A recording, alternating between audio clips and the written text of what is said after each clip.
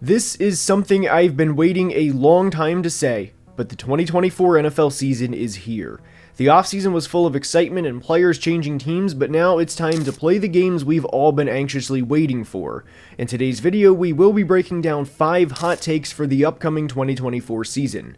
Please comment your hot takes for the 24 season below, so we can go back in a couple of months and see how well these age, or how poor they age. And without further ado, let's dive right in. And the first hot take we are diving into in today's video is the Detroit Lions are going to the big game. The Lions finished the 2023 season with a 12-5 record and finished top 5 in offensive points per game. They then won 2 playoff games before falling in the NFC Championship game to the 49ers with a score of 34-31. And it's very rare when a team goes to the conference championship game and gets better the following offseason, but that's exactly what happened. They brought in a good blend of talent this offseason from rookies like Terrion Arnold and Ennis Rakestraw, and even traded for veteran corner Carlton Davis. And bringing in those guys was big because the Lions' passing defense finished in the bottom 10 of the league last year in both passing yards allowed and passing touchdowns allowed. And anytime you can address the secondary the way Detroit did, I can imagine it doesn't get better on the back end in 2024. Not only that, but their offense is absolutely loaded with weapons, and I don't think there's many teams you can say this about, but I think it would be disappointing if this team stays relatively healthy and does not finish in the top 5 in points per game this year. The only true weakness is the receivers behind Amon-Ra St. Brown, but everyone has been saying how good Jameson Williams looks and how he is expected to break out.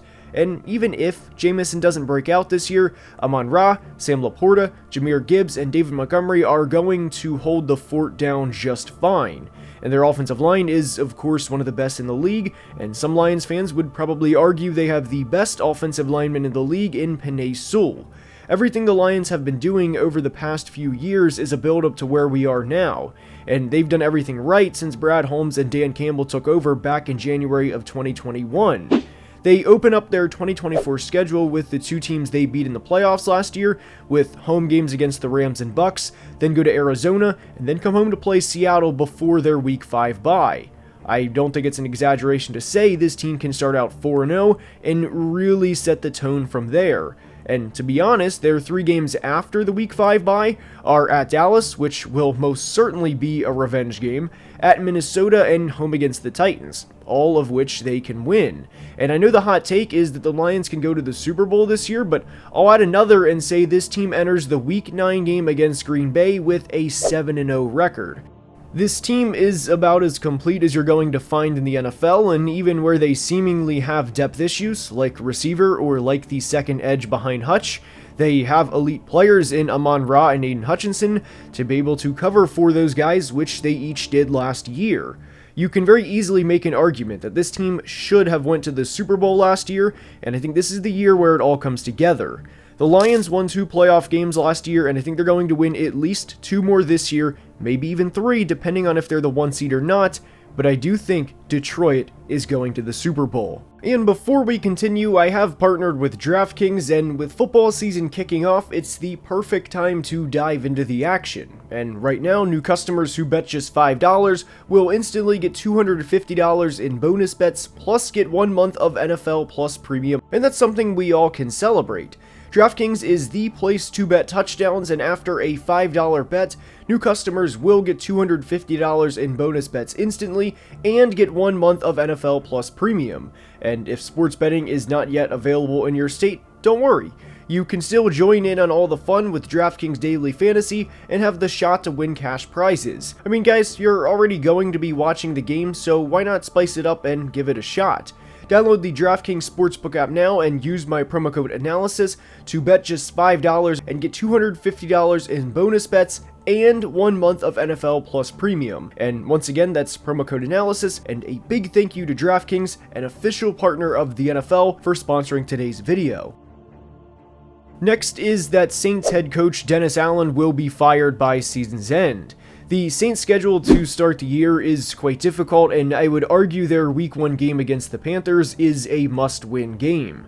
The ensuing 5 games after the Carolina game are all going to be difficult, and they play in Dallas, home against Philly, then go to Atlanta, go to Kansas City, and then play Tampa at home in Week 6.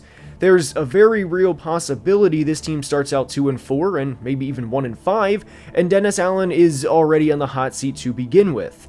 He is just 16-18 as the Saints head coach over the last 2 years, with 0 playoff appearances, and there is a very real chance it extends to 3 years with the Saints, and again, with 0 playoff appearances.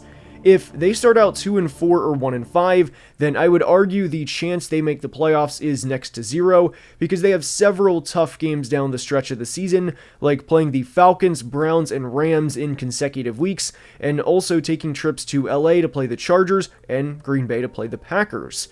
This is a team that is sending out a rookie left tackle in Talisi Fuaga, and to me, a disappointing former first-round pick in Trevor Penning to play right tackle. I do think Fuaga will eventually be a good player, and he may be in year 1, but I do worry about the offensive line, and I especially worry about this team's run game this year.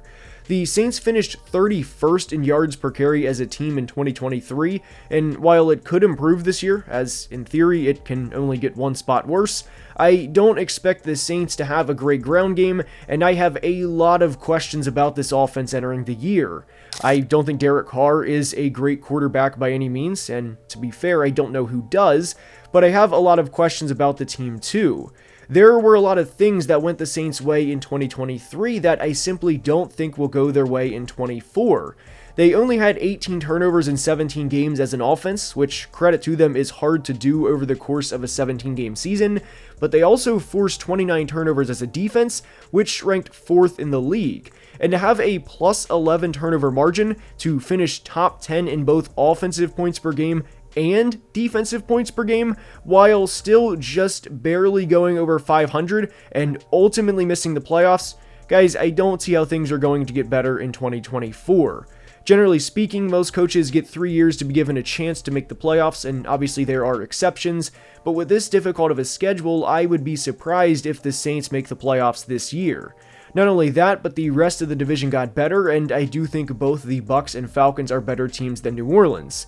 There's going to be a lot of public pressure to perform, and I don't think they're going to come close to what they did last year in several areas. Derek Carr threw just 11 touchdowns in his first 12 games as a Saint before throwing 14 in the final 5. I don't think he's going to continue the hot streak into 2024, and I think New Orleans is in for a tough start to the year, which could ultimately lead to a drastic decision. Next is the AFC East sending 3 teams to the postseason. This could be a pretty controversial hot take, but it boils down to a couple of things. The Dolphins' schedule specifically is not as difficult as the Browns, Bengals, or Steelers. And sure, they play the Jets and Bills a combined 4 times this year, but when you look at Miami's schedule from weeks 1 through 12, they can start out hot, and if the magic number is 10, which I think it is for the Dolphins or for any team to get to the postseason, I think Miami can and will win 10 games. And not only that, but stopping them offensively is going to be an absolute nightmare. And I know people are going to point out how they finished the 2023 season and legitimately wonder if that is a sign of things to come for the 2024 season, but I'm not saying Miami is going to win the big game and that they're going to be champions. I simply think this team is good, and I think they're going to be a 10 or 11 win team, and again, get to the postseason. Now, if they run into a Baltimore or Kansas City in the first round of the playoffs, especially on the road, I would imagine we all feel the same way about how that game would end. But as simple as it sounds, with how good I expect the Dolphins offense to be in the early parts of the 2024 season, I honestly don't think a 4-1 or 5-0 start is out of the question for them. And if they do start out 4-1, then all they have to do is go 6-6 the rest of the way, which I think they would be able to do. Now, for the Bills, this is a team that I think is entirely overthought heading into the 2024 season. I think some people legitimately think they they are going to regress to the point where they go 6-11 or 7-10 because they lost a few veteran players this offseason. And sure, replacing Stefon Diggs won't be easy, but Stefon was not the player you probably thought he was down the stretch of the 23 season. In the final 11 games of last year, Diggs had just 58 receptions for 563 yards and 3 touchdowns, which would put him on pace for a 90-catch, 870-yard, 5-touchdown season for a full 17-game season. This production is not out of the world to the point where Buffalo is going to struggle to put up points. They still have an MVP caliber quarterback. They have a great left tackle. They have a budding star at tight end, and they have a great running back too. And for what it's worth, I think Khalil Shakir breaks out in a big way this year. Now, I do want to point out that Buffalo has a brutal start to their season, and there is a possibility this team starts out 2-4 through the first 6 games, but I think this team will battle back, and I think they'll find a way to get to 10 wins.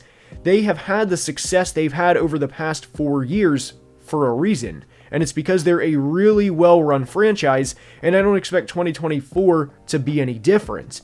Now, for the Jets, this is another team that I think is being overthought. I don't think it's being talked about enough that the Jets still won 7 games in 2023, despite everything that went wrong. I also think Garrett Wilson is going to have a big year, and that him and Breece Hall will both be in the Offensive Player of the Year conversation. And to go back to the magic number being 10 to get to the postseason, I really do think the Jets can start out 6-2 through their first 8 games, and at that point, having to go just 4-5 for the remaining 9 games is absolutely doable. Not only that, but this team went 7-10 last year with their quarterbacks cumulatively throwing for 2,900 yards and 11 touchdowns to 15 interceptions in a 17-game season. No matter what you think of Aaron Rodgers entering 2024, whether he's washed, whether he can compete at a high level, whatever the case may be for a 40-year-old player coming off of a torn Achilles, do you honestly think he's going to throw 11 touchdowns to 15 interceptions this year? No. And with a respectable quarterback playing for this team, that's only going to help out the rest of the offense because it makes everyone's lives easier. Now, with the Jets, I have said this before, but they are very thin at some positions. Yes, you can argue that the Jets can very easily be overcome by injuries, but if they can stay even relatively healthy, then I would be shocked if they don't make the playoffs this year. The next hot take is that the Seahawks make the playoffs in their first year under head coach Mike Macdonald. The 2023 Seahawks season was about as frustrating as a season as you're ever going to have. They were bad defensively, they had countless injuries along the offensive line, and there were a lot of things that just outright went against them. And as long as they don't have the injury bug again along the offensive line, I think they're going to be a very, very formidable team. And one of the biggest things that, or one of the biggest reasons as to why I'm so high on the Seahawks is this team finished 25th in points allowed per game last year, and they finished bottom 5 or 6 in the NFL in rushing defense in a lot of categories. And Mike Macdonald, to me, is one of the best defensive minds in the NFL, and I think he's going to play a tremendous part in turning this franchise around. Now, I don't think they're going to win the division this year, and I don't think they're going to, go to the NFC Championship game this year, but I do think the playoffs are very realistic for this team. I think a lot of people, even after the 2022 season, kind of forget how good of a player Geno Smith was that year, and he even showed that he was a great player in 23 at times as well, but there were a lot of things that, again, went against Seattle. So when you factor in, at least hoping that both Kenneth Walker and Zach Charbonnet are going to be healthy, they're going to be a very good running back duo, and this offense is going to be one of the top 10 or 12 units in the league, at least it should be. And when you factor in that the Seahawks are going to play, or be able to play, a lot better complementary football in 2024 than they really could at any point last year, because I would argue that Kenneth Walker and Zach Charbonnet disappointed last year, largely due to things that were out of their control for the most part. They're going to help the defense out in turn. And Mike Macdonald is, again, I really like what he does along the defense or with the defense. And one of the things that he does is he runs these really, really hard to game plan against simulated pressures. So what that means is he'll have, the 4 defensive linemen along the line. He'll bring up a linebacker in one of the gaps. He might even bring up a safety, outside the tackle on one of the gaps, right?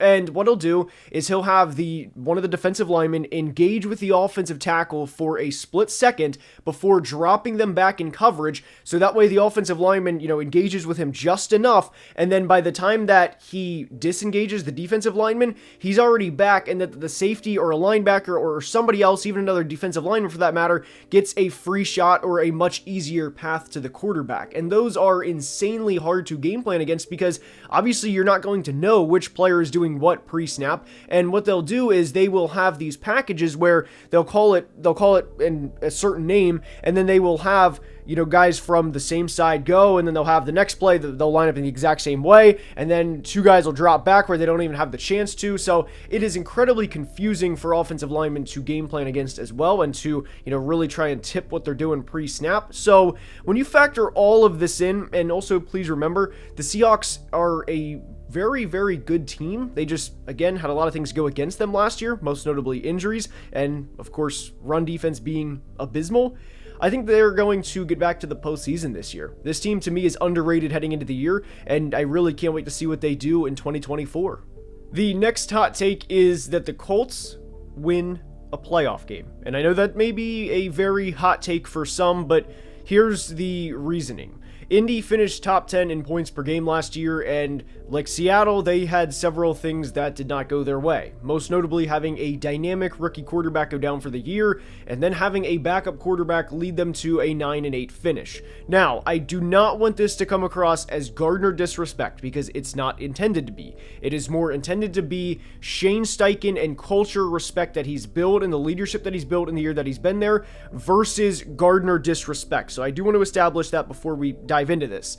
So, obviously, Anthony Richardson and Gardner Minshew are completely different players, and defenses have to game plan differently with Richardson than they do Gardner Minshew. And one big difference between the two is when Gardner is at quarterback and the way that the defenses play zone coverage, when they play zone coverage against Gardner Minshew, they can have the zone essentially turn into a man match. So if a linebacker is playing a hook curl across the middle and a running back is running a Texas route, so the linebacker could in theory pick that running back up and then turn his back to Gardner Minshew, rather than just simply sitting there in the hook curl and saying, all right, I'll just let the running back go by me because this is my zone, and I'm not going to abandon my zone, even though I can clearly see that the running back is running a Texas route, or even on a drag. You get the point where they can, kind of, if the play is already 2.5 seconds into it, they can go with the receiver or go with the running back up the field, if that all makes sense. So with Anthony Richardson, they have to play more of a true zone match and keep it a true zone coverage rather than a man match with zone principles. So there's a tremendous difference in how defenses are going to have to play against Anthony Richardson, because obviously you cannot let him get loose, and you cannot turn your back on Anthony Richardson 5 or even 10 yards down the field, because if you do and he steps up, guys, 4 steps and he's going to pick up 8 or 9 yards, and you're already looking at moving the sticks. So when you factor in that an offense that did not have arguably the most athletic quarterback to ever play the game in Anthony Richardson for most of the year, and they also didn't have Jonathan Taylor for a lot of the year, or for a good chunk of the year as well, and they still finished top 10 in points per game last year, guys, I am inclined to believe that the Colts are going to take a step as a team. And this was also with a defense that was not very good last year. They finished 28th in points allowed per game, and they actually had a negative point difference. And I think they're going to take a big step, and I think they are going to be the epitome of a team nobody wants to play, because who is going to sign up and say, let's go ahead and play Anthony Richardson and Jonathan Taylor along with this offensive line? If Indy gets up at any point in any game, 10 points, if they go down, get a quick touchdown, and the opposing offense either drops the snap, a defensive lineman picks it up, maybe even a tipped ball interception, and Indy gets up 10, it has the potential to be a long day anytime you play the Colts. Their ground game is going to be absolutely brutal to defend in 2024, and I think if they can, again, get up early, they're going to surprise a lot of people. There's a reason that this team is a lot of people's breakout team this year. So I think the Colts take a big step, and I think they can, and maybe even will, win a playoff game depending on how the seeding plays out. So that's going to wrap up today's video. Please drop your hot take below, and if you enjoyed, please like and subscribe, as only about 35% of people watching are subscribed, and helps the channel tremendously. Guys, there's going to be a lot of great content coming out soon, so like I said, please subscribe. It helps the channel tremendously. Thank you to DraftKings for sponsoring, and until next time, please be safe and have a great day. Love you guys.